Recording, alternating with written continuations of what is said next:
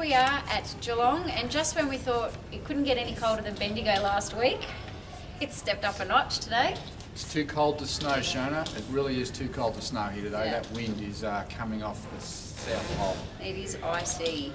Anyway, the races are going on, and the jockeys aren't happy about it, coming out of the rooms the last minute. Well, I wouldn't like to be out there riding in this weather anyway. It's absolutely freezing, and they've only got silks on, so we can rug up. And their voices are just a tiny little bit higher, so I'm not sure what's happening Very, there. very squeaky today they are. Anyway, let's get into the results from last week. So we had Dan Dino run around at Newmarket coming 6th.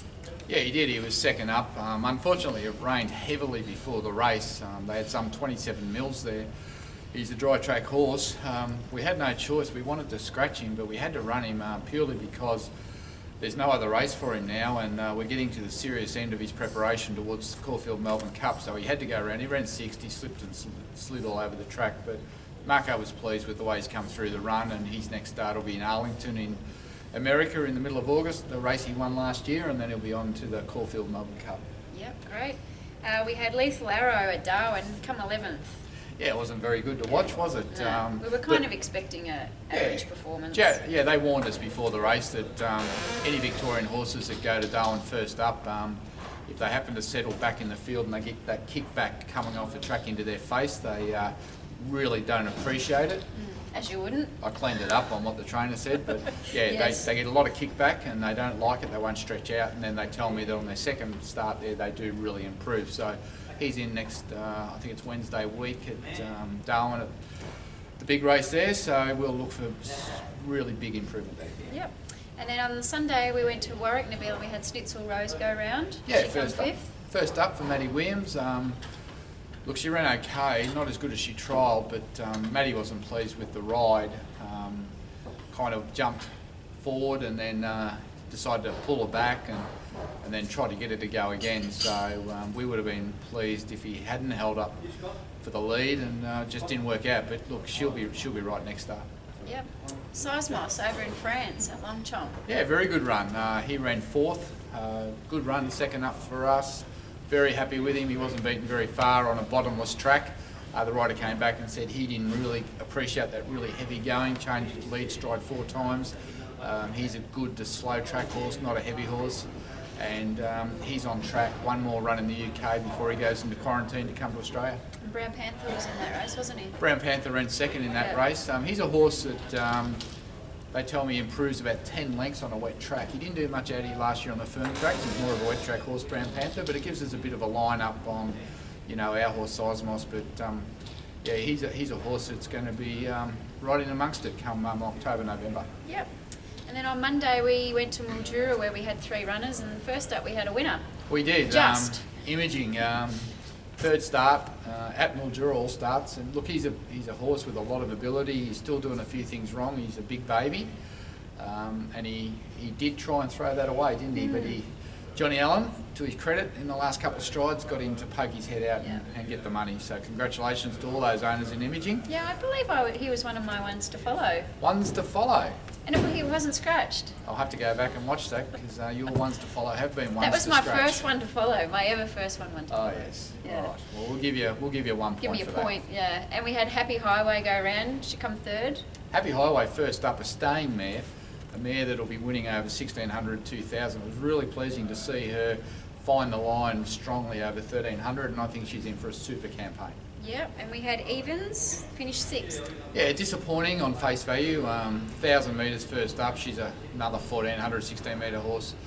I thought on a trial she could nearly win that race, and I was a bit surprised to see her so far back and then unable to pick up late in the straight. So just not quite sure what to make of that. I'll wait until she gets out to 1,200 or 1,300 metres before I make any more judgments on her, but she does look well, and hopefully she can redeem herself next time out. Great.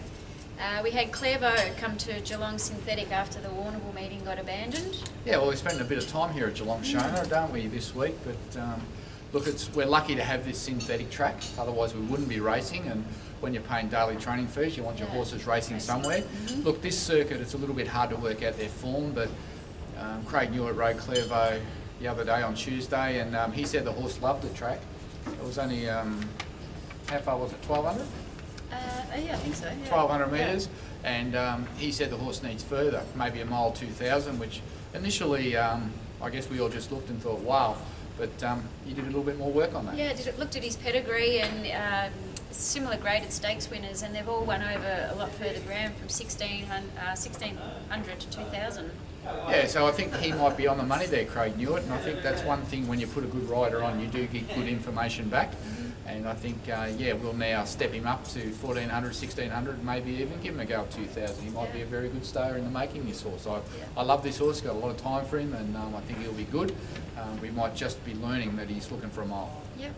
And then today we've had Arizona Girl go around. Yeah, Arizona Girl in the race 1 started odds on and got beat, ran third. Luke really couldn't give us a lot, but just to my eyes, she never looked comfortable on this Geelong synthetic today, and she got a head up, and her action didn't look great. She didn't flatten out and charge to the line like she has the last 2 starts. Now, it could be that she didn't like the track, or it could be that she's coming to the end. I'm not sure, but we'll leave that to Peter Moody to work out. But I'd give her the benefit of the doubt and say that she possibly just didn't handle this synthetic track. Yeah. And we just had Strattatini go around, and he finished 5th. Yeah, he's a disappointing horse, isn't he? He does a lot wrong. Lovely big black horse. Plays up going to the gates, he wants to over race, he wants to duck in the straight, and then he just doesn't want to finish off. I'm not sure he's a horse that's going to have a big future in our camp, but just a bit frustrating strategy. Next week, we're kicking off tomorrow. Tomorrow we're back here at Geelong Yeah, again. Well, I will be. Listo Gaetano. Yeah, we've got Listo Gaetano in a 2,200 metre. 2,200 metre race here at Geelong. His run here was okay the other day. He's a horse that's limited, and I think he gets his chance to break his maiden status tomorrow. Yep, great. Saturday, my favourite horse at Rose Hill, Abasso. Yeah, looking forward to Abasso. We'll be actually going up to Sydney on Saturday to watch Abasso go around at Rose Hill.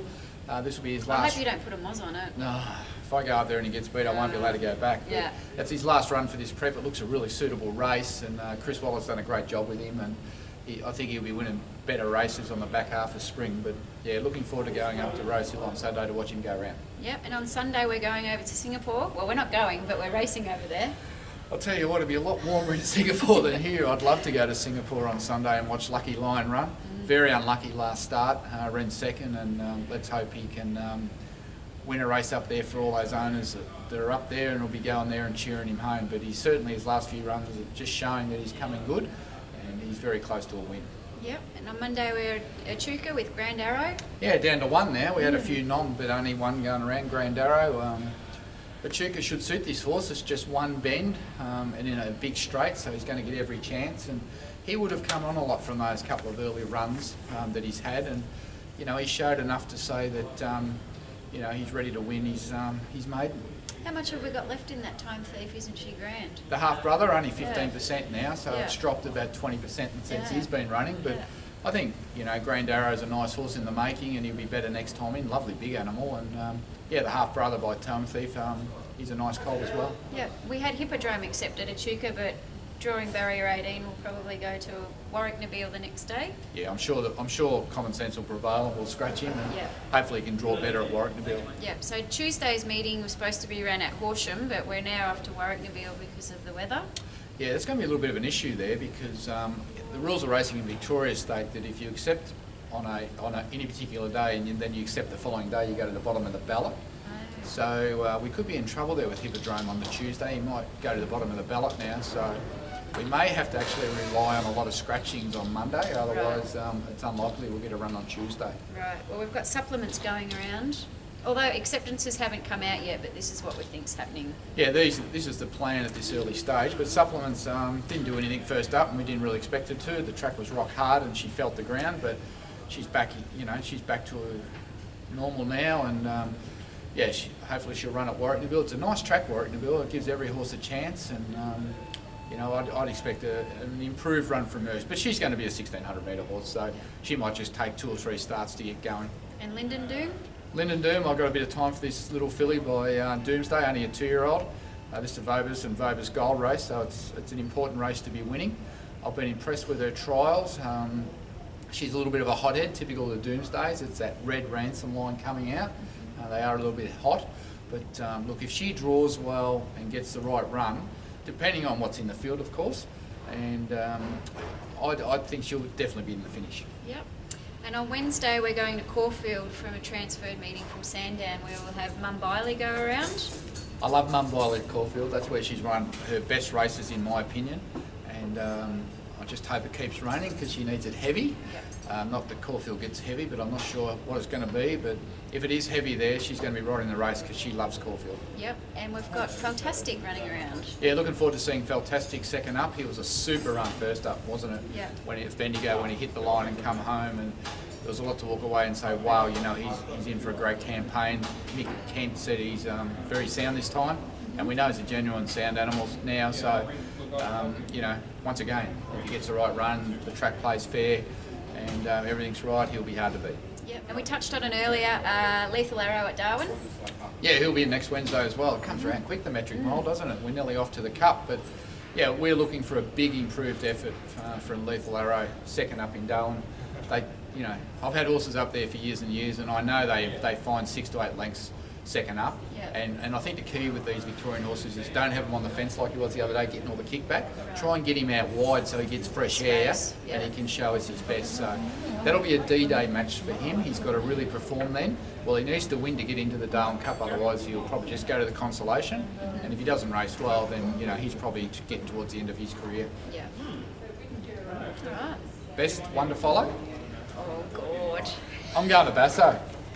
You can't pick my horse. I'm going to Basso. No, you cannot take my horse. You went first last week, so I'm going to Basso. Oh, God. Well, I might go Grand Arrow at Echuca. Grand Arrow, well, Yeah. all right. Well, you're one ahead at the moment, so Yeah. let's just see what happens with Basso versus Grand Arrow. Rightio. Game on.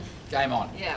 Now, we're also working on another international, Shona, that I guess we should tell the viewers about. And this one's a little bit different. This one we're trying a horse that's going to be suited to maybe the Toorak, maybe the Cox Plate, or the McKinnon, those sort of races. A horse that will bring out with Marco Botti in the spring, and then depending on how he performs and what happens at the end of that, we may leave him here to contest the Sydney autumn races.